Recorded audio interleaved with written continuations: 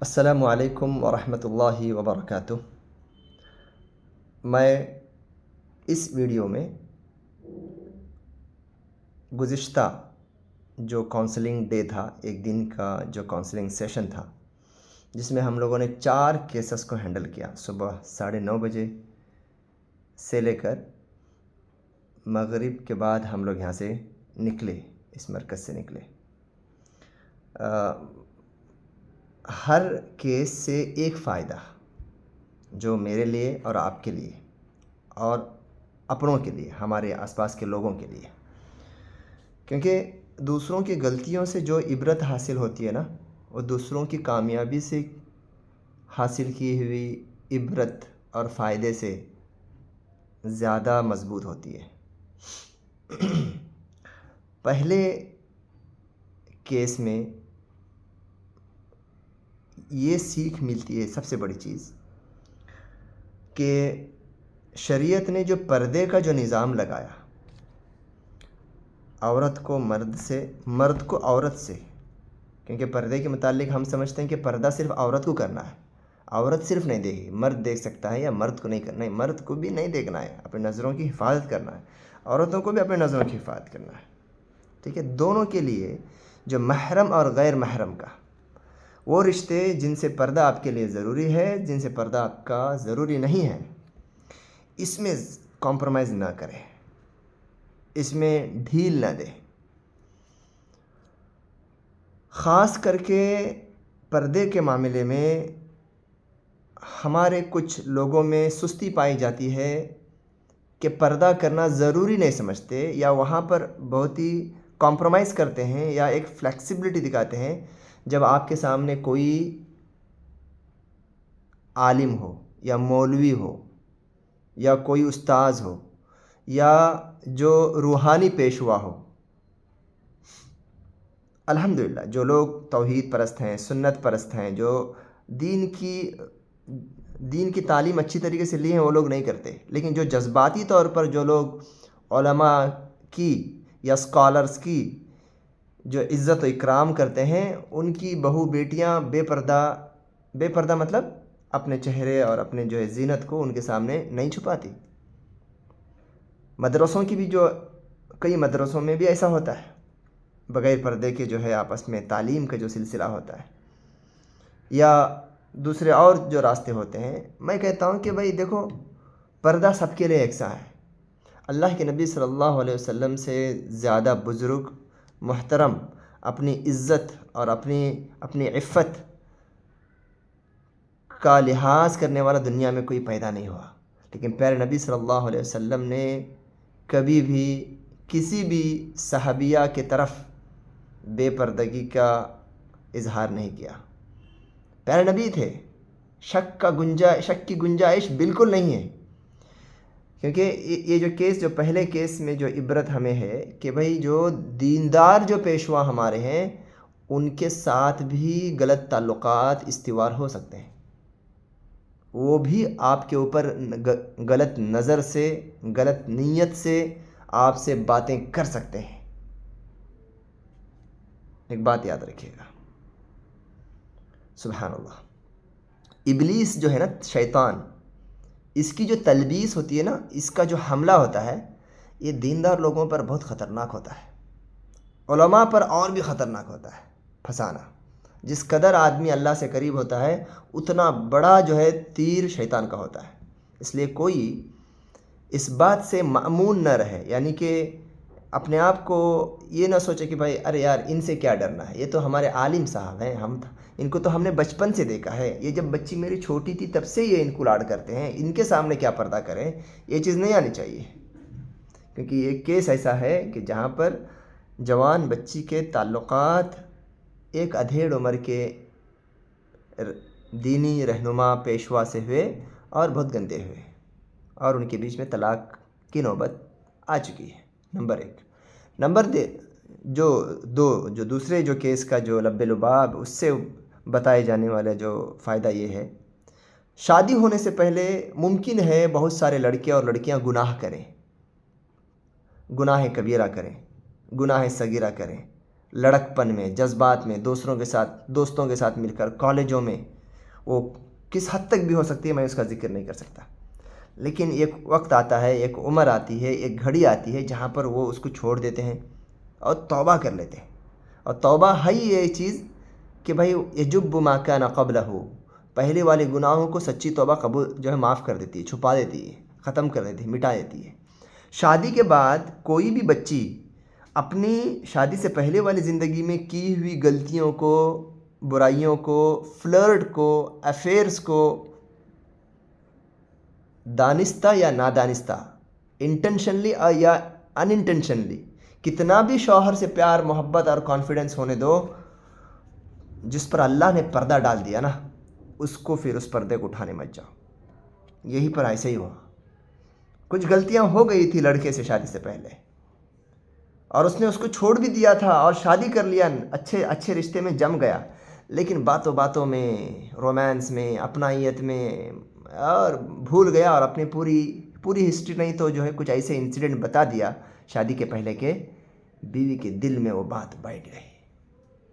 بیوی کو جو شوہر پیارا تھا، محبوب تھا، پسندیدہ تھا، خوبصورت تھا، ٹرسٹ ورتھی تھا، معتمد تھا، وہ سب چکنا چور ہو گیا. نہیں بھائی، نہیں، اب نہیں ہو سکتا، کبھی نہیں. اللہ نے جس چیز کو پردہ ڈال دیا چھوڑ دو. کبھی بھی جذبات میں آ کر میں شادی سے پہلے میں بھی ایسا کی تھی، شادی سے پہلے میں بھی ایسا کیا تھا، میرے ساتھ بھی ایک، نعوذ باللہ، نعوذ، شیطان یہاں پر فتنے کے راستے کھول دیتا ہے. نمبر 3 جو کیس نمبر 3 کا جو خلاصہ یہ ہے کہ دیکھیے شادی کے بعد صبر بہت بڑا ہتھیار ہے آگے بڑھنے کے لیے. غلطیاں ہو جاتی ہیں، کتنا بہتر، کتنا عالم، کتنا فاضل، کتنا عالم، اللہ سے ڈرنے والا، نیک، مالدار، جتنا بھی اچھا لڑکا ہو یا لڑکی ہو، غلطیاں تو ہوتی ہیں، انسان ہے بھائی، غلطیاں ہوتی ہیں. صبر کرنا بہت ضروری ہے، یہ تو ہم سب کو معلوم ہے. اب میں جو اس کیس سے میں آپ کو یہ بولنے جا رہا ہوں، لیکن صبر کا بھی، پیشنس کا بھی ایک حد ہے، ایک کنارہ ہے. ایک کیس میں ایسا ہوا، شوہر شراب پینا شروع کر دیا، زنا کے بھی کچھ واقعات ہوئے جو اس کو لڑکی کو معلوم پڑا کہ بھائی زنا بھی کرتا ہے، اور مارتا بھی ہے، 1 سے 4 بار مارا بھی ہے، اور سونا بیچا ہے 100 پاؤنڈ کے قریب. ہمارے علاقے میں کا قصہ ہے یہ، 100 پاؤنڈ ڈالا تھا تو اب 10 پاؤنڈ بھی نہیں ہے، دے دیا سب کچھ. اور جنسی استحصال بھی، یعنی کہ یہ بھی ہے، سیکشول ہراسمنٹ بھی ہے. شادی ہو کے 7-8 سال ہو گئے، یہ ساری چیزیں چل رہے ہیں، لیکن بچی جو ہے صبر کی، لیکن صبر اتنا زیادہ کی کہ لڑکا یا شوہر بے لگام ہو گیا، بے ڈر ہو گیا، بے خوف ہو گیا. یہ کسی سے شیئر نہیں کری، اپنے بہن سے، اپنی سہیلی سے، اپنے بھائی سے، اپنے ماں سے، باپ سے. اس حد تک بھی اس کو پردہ نہیں ڈالنا، کیونکہ بعد میں واپس آنا ہوگا تو بڑی تکلیف ہوگی.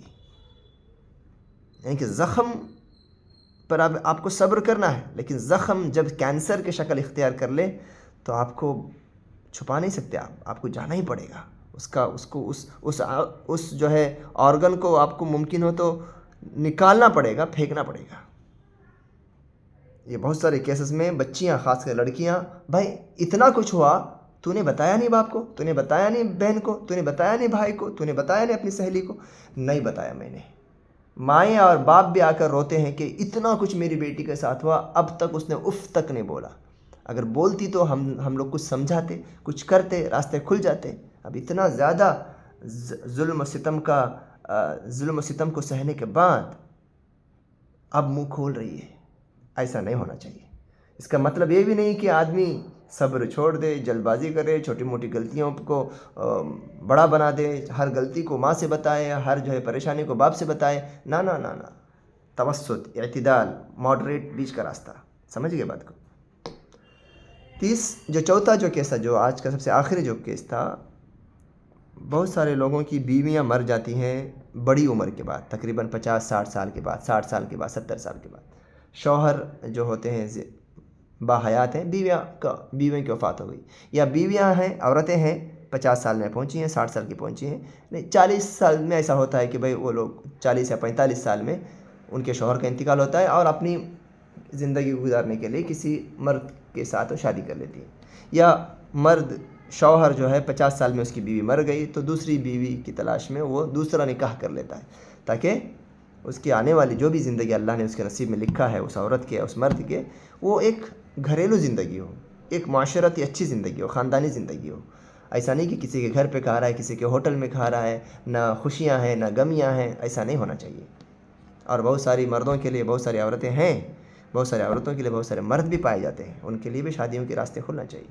لیکن میں اس کیس سے آپ کو یہ بولنا چاہ رہا ہوں کہ بھائی جوان لڑکوں اور لڑکیوں کے شادی کرنے میں ہم جتنا احتیاط اور پریکاشنس اور جتنا ہم انکوائری کرتے ہیں نا، ان کے دین کا، ان کے اخلاق کا، ان کے بیک گراؤنڈ کا، ان کے مال کا، ان کی دولت کا، ان کے تعلقات کا کرتے ہیں نا، اس سے زیادہ جو ہے انکوائری اور جانچ پڑتال اور احتیاط برتنا چاہیے بڑے عمر کے مردوں کو یا عورتوں کو شادی کرنے میں.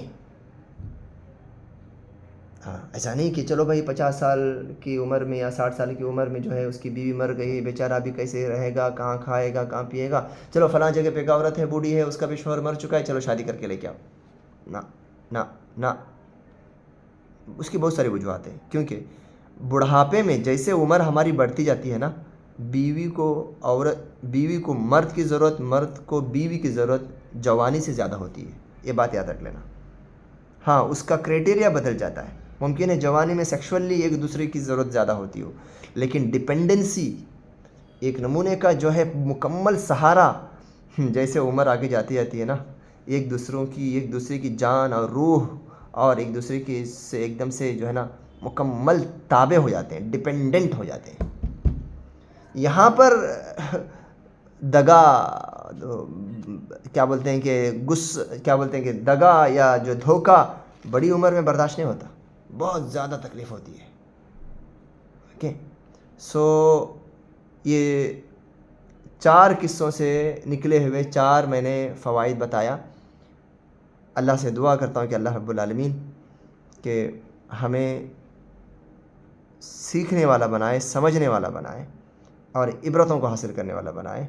اور ہمارے آس پاس میں اگر کوئی آدمی پریشان ہے تو ہمیں اتنی توفیق دے، ہمیں اتنا علم دے، ہمیں یہ آسان کرے کہ ہم ان کے لیے کچھ ہدایات اور گائیڈنس کر سکیں. السلام علیکم ورحمۃ اللہ وبرکاتہ.